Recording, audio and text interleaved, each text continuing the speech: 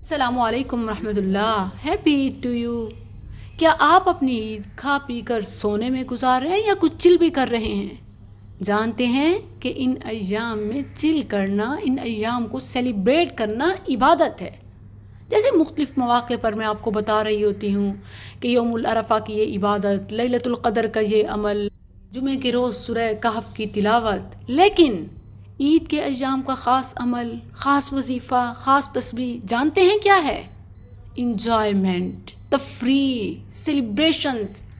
لیکن بہت ہی عجیب بات ہے، بلکہ افسوس کی بات ہے کہ جب اللہ ہمیں عبادت کا حکم دیتا ہے ہمیں تھکاوٹ گھیر لیتی ہے، اور جب اللہ ہمیں انٹرٹینمنٹ کا موقع دیتا ہے، پراپر ڈیز دیتا ہے، تو ہمیں دکھ، فلاں کی جدائیاں، جھگڑے اور پتہ نہیں کیا کچھ یاد آ جاتے ہیں۔ ہم نے فیصلہ کیا ہوا ہے کہ اللہ کی تعلیمات کے الٹ ہی کرنا ہے، معاذ اللہ۔ میں آپ کو انوائٹ کرتی ہوں کہ اپنے اور اپنے گھر والوں کے لیے عید کو اسپیشل بنائیں اور اپنے رب سے اجر بھی پائیں۔ یہی عید کی خاص عبادت ہے۔ نبی صلی اللہ علیہ وسلم عید کے دن ام المؤمنین عائشہ رضی اللہ عنہا کو صحابہ میں ہونے والے مختلف مقابلے خود دکھاتے، کبھی چادر کی اوٹ سے چھپاتے تو کبھی اٹھا کر وہ منظر دکھاتے۔ مگر ہمارے ہاں الٹا ہی سسٹم ہے۔ بیوی بچوں کو میکے بھیج کر خود آزاد ہونے کو عید کہتے ہیں۔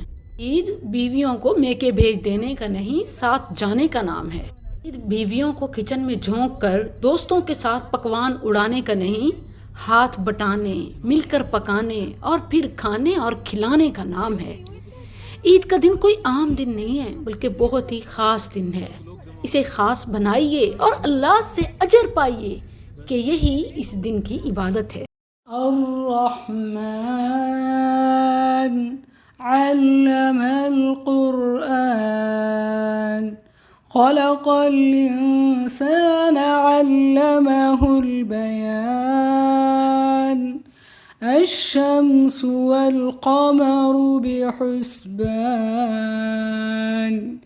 والنجم والشجر يسجدان والسماء رفعها ووضع الميزان ألا تطغوا في الميزان